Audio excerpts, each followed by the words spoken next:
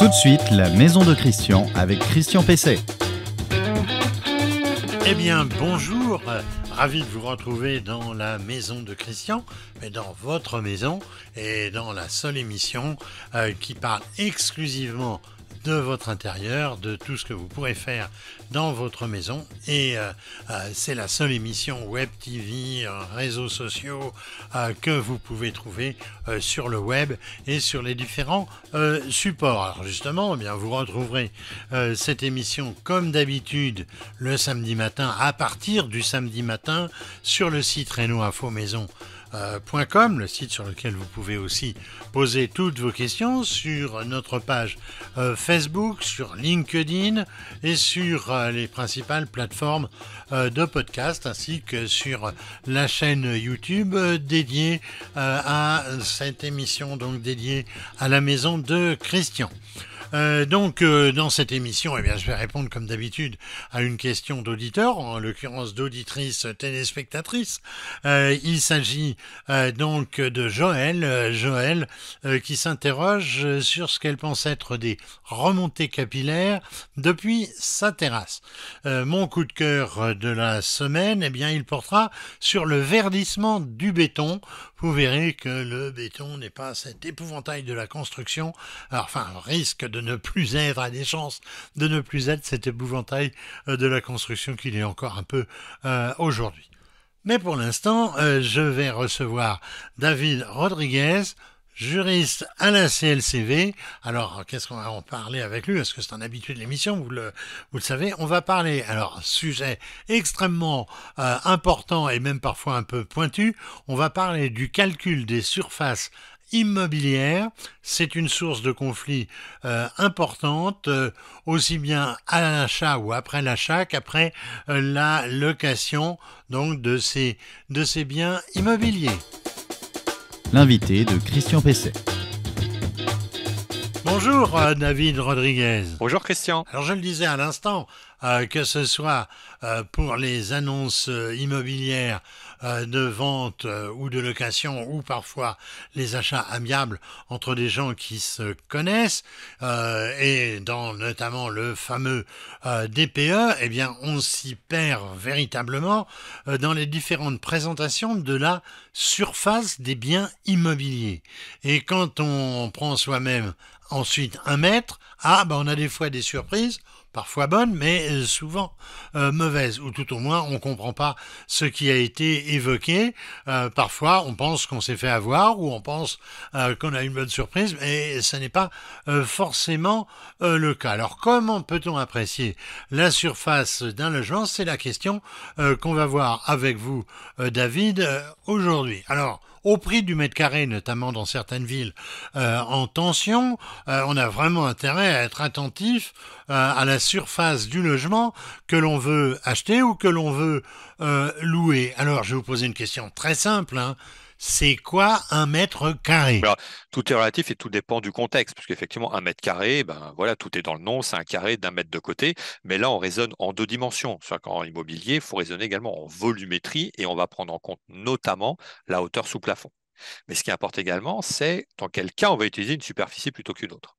Alors il y a une notion qu'on voit maintenant très souvent, c'est la surface loi Carrez, du nom d'un député, je crois, qui s'est intéressé à la question et qui a déposé donc un projet de loi qui a été voté. Alors c'est quoi cette loi Carrez? C'est quoi donc un mètre carré Carrez? C'est la superficie la plus connue d'ailleurs, et on voit dans quasiment toutes les petites annonces, effectivement, 40 mètres carrés, entre parenthèses, Carrez. Et c'est vrai qu'il faut savoir à quoi elle correspond. En fin de compte, cette superficie qu'on appelle également superficie privative, elle est exclusive au lot en copropriété et à la vente de lots en copropriété. C'est-à-dire qu'une maison individuelle n'aura pas sa superficie mentionnée en superficie loi Carrez. Donc en gros, elle correspond à quoi? Elle correspond à la dimension des pièces, mais en prenant compte uniquement les éléments du sol qui sont situés à une distance, une hauteur supérieure à 1,80 m, c'est-à-dire que si vous êtes en sous-pente et que vous avez des parties qui sont 1,70 m, 1,50 m, bien évidemment, on ne va pas comptabiliser la portion du sol qui se situe sous ces portions-là. Donc, il y a vraiment cette hauteur sous plafond qu'à prendre en compte. Et puis après, il y a d'autres éléments. Par exemple, dans le cas d'une loi Carrez, on va pouvoir prendre en compte, par exemple, les loggias, les combles aménagés ou même les vérandas. Alors autrefois, je me souviens de mes parents lorsque nous habitions à Paris dans un appartement loué qui était antérieur à 1948, on parlait de surface corrigée. Je me souviens même quand cette notion est apparue. Alors c'est quoi? Ça existe encore? Alors, on est sur des critères différents. La surface corrigée, c'est quelque chose que l'on voit notamment dans des vieux immeubles, notamment la loi de 48, mais on a aussi des bailleurs sociaux qui l'utilisent. En gros, c'est une superficie qui prend en compte, on va dire, le métrage au sol, mais auquel on va rajouter ou déduire des coefficients de pondération en fonction de différents éléments et notamment des éléments de confort. Par exemple, présence ou non de toilettes, ça peut paraître évident en disant cela, mais il faut se remémorer sur la loi de 48, donc on va rajouter des mètres carrés. L'orientation également de l'immeuble et de certaines pièces peut entraîner un coefficient de majoration. Donc là, on est vraiment sur différents critères et différents facteurs qui vont venir se rajouter ou se déduire de la surface totale. Alors quelle différence il y a également entre surface habitable et surface au sol? Alors, la surface habitable, elle ressemble beaucoup à la surface carrée, d'ailleurs, et c'est pour ça qu'il y a énormément de confusion entre les deux, si ce n'est juste que, par exemple, dans la surface habitable, on ne va pas prendre en compte les loggias, les mezzanines ou les vérandas, contrairement à la loi Carrez. Par contre, dans les deux cas, on ne prendra en compte que les éléments qui sont supérieurs à 1,80 m de hauteur. La surface au sol, c'est tout simplement votre plancher, peu importe la hauteur sous plafond. C'est pour ça qu'il faut faire très attention lorsqu'on regarde une petite annonce. On va voir, par exemple, situé sous les combles, 40 mètres carrés au sol, et en dessous, on va avoir écrit en petit 25 mètres carrés, carrés ou habitable. Ça veut dire en gros qu'il y a 15 mètres carrés dans mon exemple sur lequel vous ne pourriez pas du tout vous tenir debout. Et encore, on prend en compte toujours que 1,80 m de hauteur, il y a beaucoup de personnes qui ne peuvent pas tenir debout en dessous de ça. Il y a quand même une question qui se pose. Quelle est la surface qui doit être indiquée dans une annonce immobilière? Alors, dès lors qu'on est sur une vente en copropriété, j'ai bien un lot en copropriété, on est sur la superficie carrée. Dès lors qu'on est sur la mise en location d'un bien, on est sur la surface habitable. La loi Carrez est définie dans le cadre de la loi du 10 juillet 65 qui concerne la réglementation relative à la copropriété, tandis que la surface habitable est définie dans le code de la construction et de l'habitation. Il faut faire attention pour les bailleurs, parce que les bailleurs achètent un bien dont la superficie dans l'acte de vente sera mentionnée en surface carrée, mais il est conseillé dans ce cas de faire appel à un professionnel pour remesurer la surface du bien et bien s'assurer de la superficie exacte en tant que surface habitable. Et les combles, comment est-ce qu'on les mesure? Comment ça entre dans ces différentes appréciations de surface? Surface des combes, je veux dire, tout dépend également. Sur les combes, on va être plutôt sur une surface carrée, donc on va prendre surface au sol, puis après, on va tenir en compte également la hauteur sous plafond, donc les fameux 1,80 m. Voilà, ça que l'on va prendre. Après, faire attention, parce que les combes, notamment, s'ils ne sont pas aménagés, on ne va pas les incorporer dans le cas de la surface habitable. Par contre, ils seront incorporés dans le cas de la surface carrée. Alors une question qu'on me pose d'ailleurs parfois, est-ce que dans une maison individuelle et à côté d'une maison individuelle, est-ce qu'un garage compte dans l'une de ces surfaces? Alors, c'est toute la problématique parce que la maison individuelle, à moins que ce soit une copropriété horizontale, plutôt rare, même si ça peut arriver, donc on est sur un bâtiment unique qui n'est pas en copropriété. Donc, par définition, la loi Carrez ne s'applique pas. Et les garages sont exclus de la surface habitable. Donc, ça veut dire que lorsque vous allez mesurer votre superficie, la surface de de votre maison, normalement, le garage n'apparaît pas. Alors après, le mieux, c'est de mentionner la surface habitable et de dire qu'à côté, on a un garage dans la maison qui fait par exemple 20 mètres carrés. Et les escaliers, est-ce que ça entre en compte aussi dans la surface de la maison? Les escaliers, on les déduit, c'est pour ça qu'il est tout comme l'épaisseur des murs, l'embrasure des portes et des fenêtres. C'est pour ça qu'il est vraiment conseillé de faire appel à un expert et pour vraiment procéder à toutes ces mesures, parce qu'on pense souvent à la pièce qui est carrée, sauf qu'il y en a bien souvent où elles ne sont pas carrées, elles peuvent avoir des angles plus ou moins obtus ou prononcés, donc il faut vraiment être très très vigilant sur ça, surtout qu'après, enfin, voilà, il peut y avoir des conséquences s'il y a une erreur ou non dans le cadre de la mesure. Alors, quand même une question très importante. Qu'est-ce qui se passe en cas d'erreur? Après un achat, après une location, qui peut attester finalement officiellement de cette surface et si on s'est fait un peu avoir, on va dire, ou tout au moins s'il y a eu une erreur, quels sont les recours? Aussi curieux que ça puisse paraître, il n'y a pas d'obligation de faire appel à un professionnel pour la mesure. Alors après, c'est toujours recommandé pour des questions tout simplement de responsabilité. Donc voilà, c'est voir quelqu'un qui est spécialiste dans le mesurage, effectivement, dans les superficies. Donc ça peut être un géomètre. En matière de vente, l'acquéreur a 1 an pour contrôler, vérifier effectivement la superficie de son bien. Et si la superficie réelle est inférieure à plus de 5% de la superficie indiquée, dans ce cas-là, il y aura une diminution proportionnelle du prix de vente. En matière locative, c'est le même principe. On est avec cette fois-ci la surface habitable. Et s'il y a une erreur de plus de 5% entre la surface indiquée, mentionnée dans le bail, puisque cette mention doit obligatoirement être indiquée dans le bail, et la surface réelle, dans ce cas-là, il y aura une diminution, là encore, proportionnelle du montant du loyer, sachant qu'il n'y a pas de déchéance en quelque sorte du droit, contrairement à la vente. C'est que si le locataire fait son action dans les 6 mois qui suivent la signature du bail, la réduction du loyer sera rétroactive, prendra effet au jour de la signature du bail. Si par contre il fait l'action 6 mois au-delà de la signature du bail, dans ce cas, ce sera effectif à partir du jour de la demande. Eh bien, merci David, merci David Rodriguez, je rappelle, vous êtes juriste au sein de la CLCV, l'association maintenant bien connue de défense des consommateurs. Votre question à Christian Pesset. Alors la question qui m'est posée aujourd'hui, qui m'a été posée par reno-info-maison.com, donc notre site. Alors la question qui m'est posée aujourd'hui, elle me vient de Joël. Joël qui me dit « Ma question concerne un joint sol-mur pour une longère normande en pierre et granit et schiste.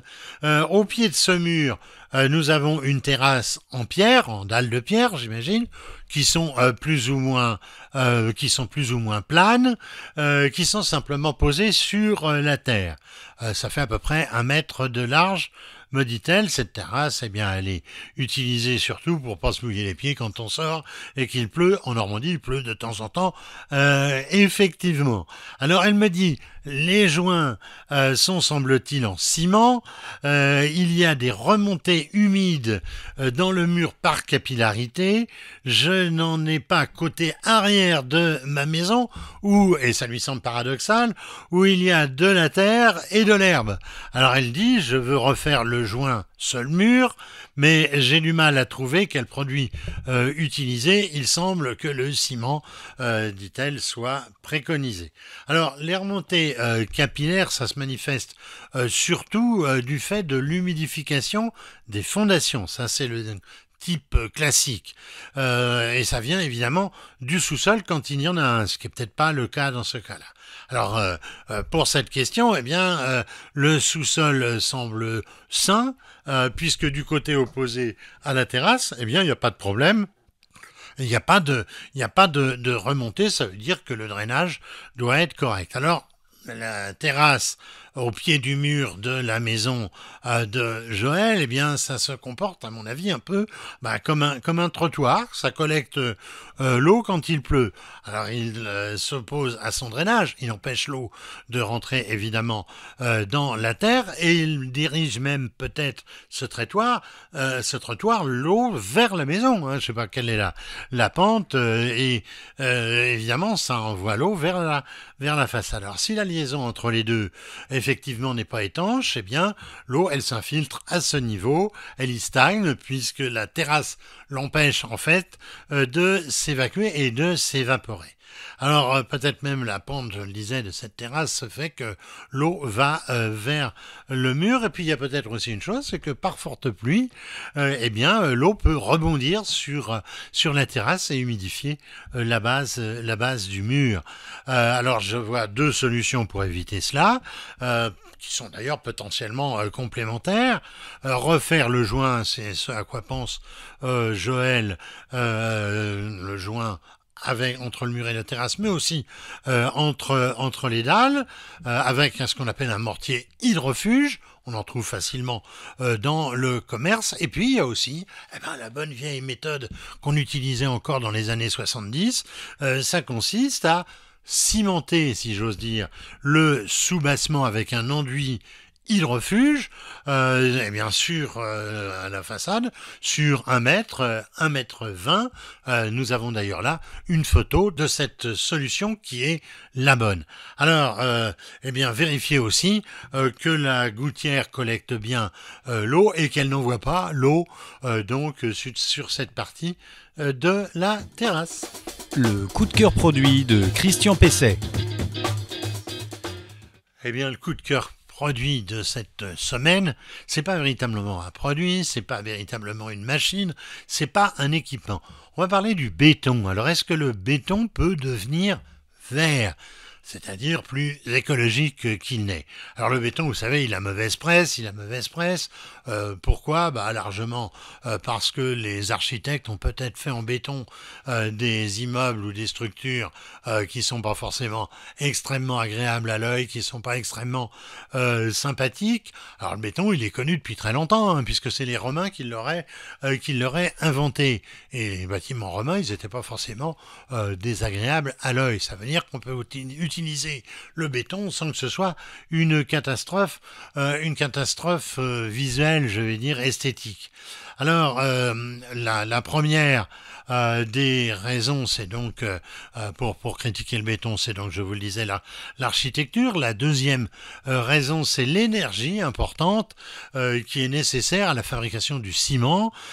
Et donc, du coup, le ciment, qui, vous savez, est le liant de base du béton, du coup, évidemment, sur le plan écologique, c'est pas terrible. Alors, la troisième raison, c'est la difficulté de s'en débarrasser. On a tous vu la démolition d'immeubles en béton, on a des quantités de gravats, et évidemment, c'est assez difficile en fin de vie de s'en débarrasser. Alors, l'une des solutions actuellement envisagées, alors ça serait la fabrication de béton, tenez-vous bien, sans ciment. Ah oui, évidemment, alors c'est la solution radicale. On y substitue un liant qui est dit géopolymère.